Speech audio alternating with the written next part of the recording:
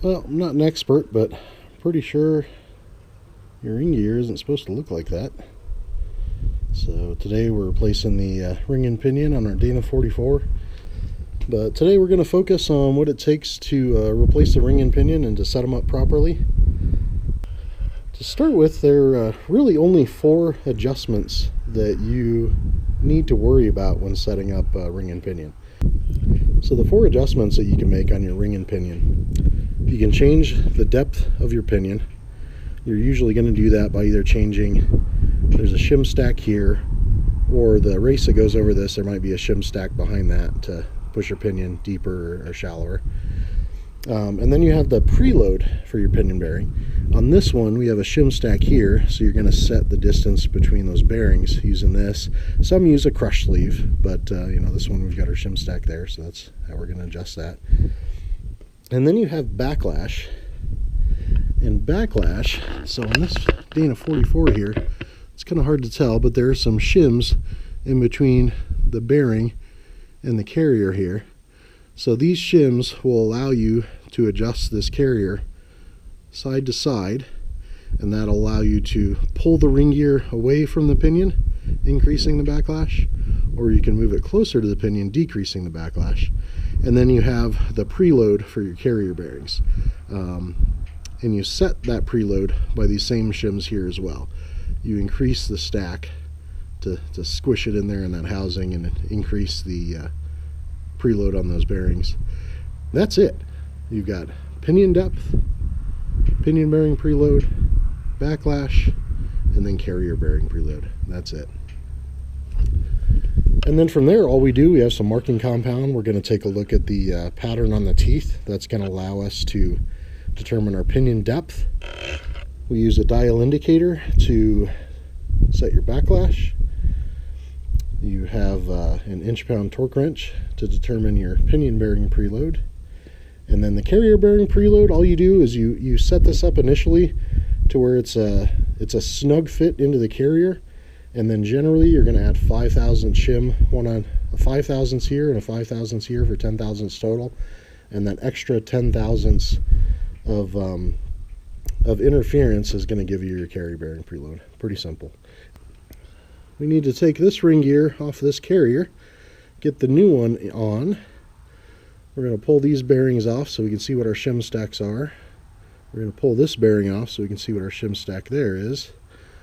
And then we're going to get our new ring and pinion set and start going from there.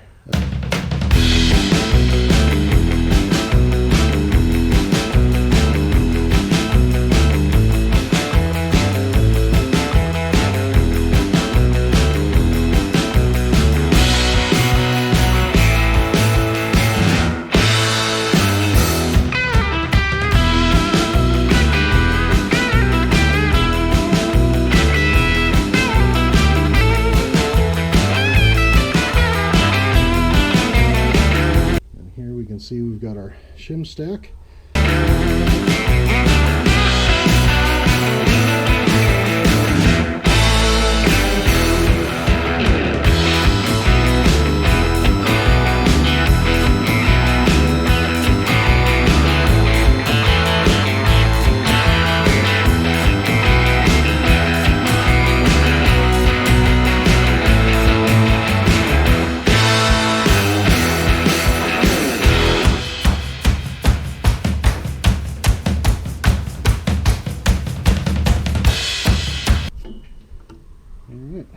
There we go. Okay. So again, here's our non-ring gear side shim stack.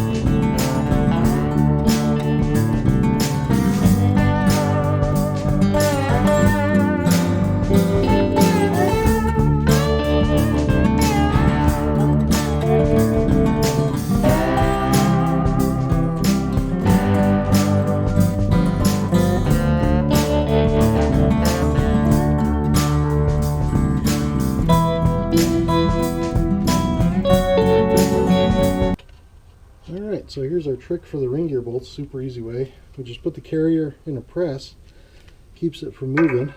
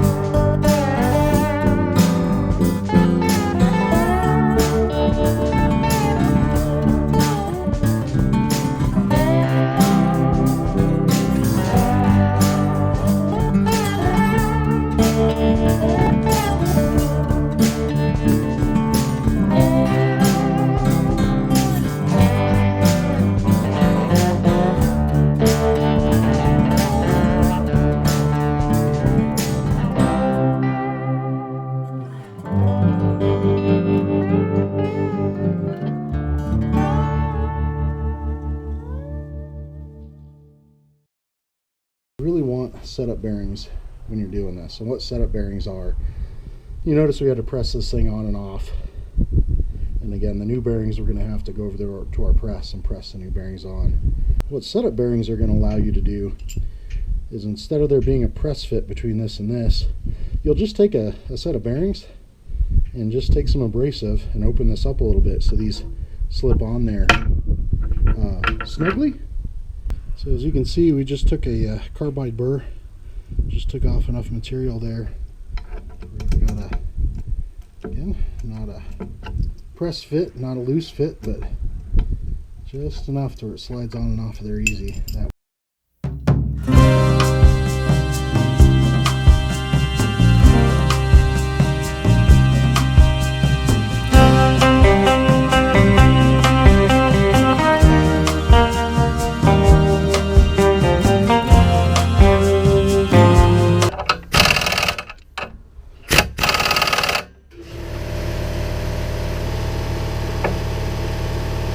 Oh, son of a bitch.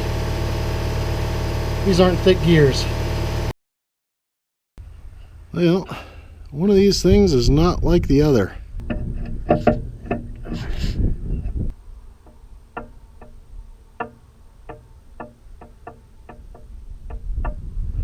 Okay, yeah, it looks like we're right about 5 to 6 thousandths there, so that's perfect. So the pattern is way towards the tip of the tooth. That means that the pinion is too shallow. The pinion's too far away from the ring gear, so we need to pull the pinion deeper to move that pattern to where it's centered between the tip and the root of this tooth. Alright, taking a look at the coast side here so you can see how much that changed. We added about 5 thousandths. Alright, back with you. So we made a couple changes. We added, I think, around 4 thousandths to the pinion. We also started putting in the shims to set the preload for the pinion. Because we think that the pinion depth is going to be pretty close now, and we knew what our shim stack was for our pinion bearing preload, what we did is we went ahead and added the same amount that we've added to pinion depth. We've added that to the shim stack for pinion bearing preload just to see if we're in the ballpark.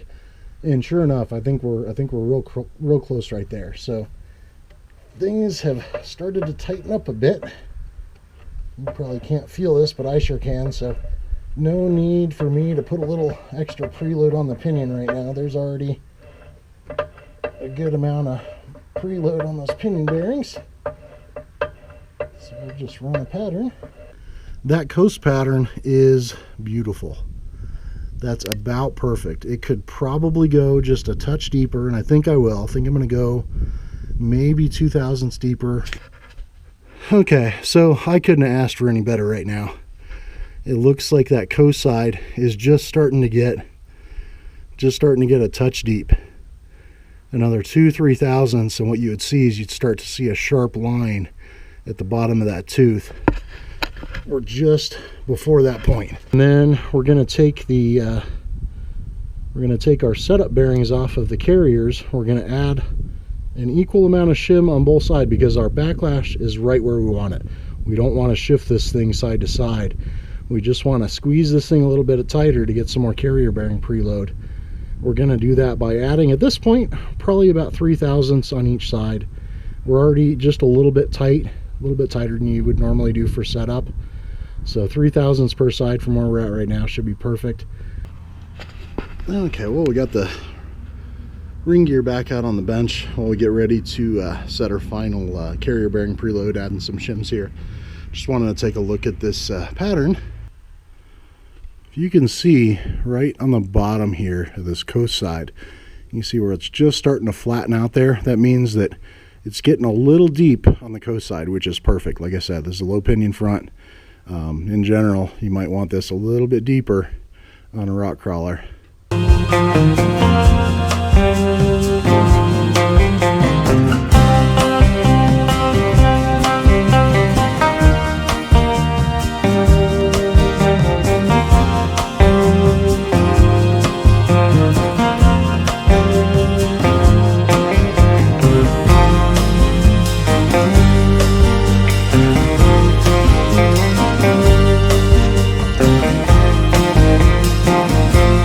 So I wanted to show you guys kind of a redneck way of measuring pinion bearing preload.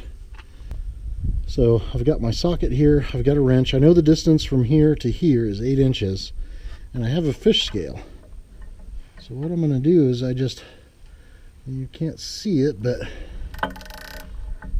you want the rotating torque of this thing is just over a pound. So we have a pound of force. We've got 8 inches from the center.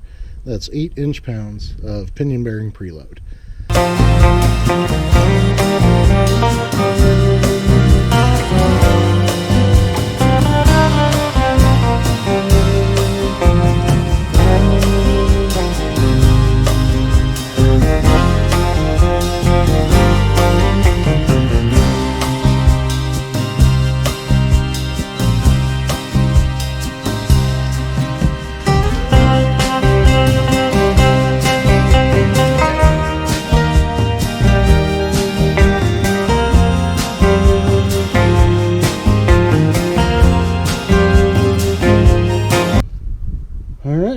There it is. Now all we got to do is slam some axles back in here, put the cover on, fill her up with gear oil, put all the bearings, hubs, all that fun stuff back on, and we're ready to go wheeling next weekend. Thank God.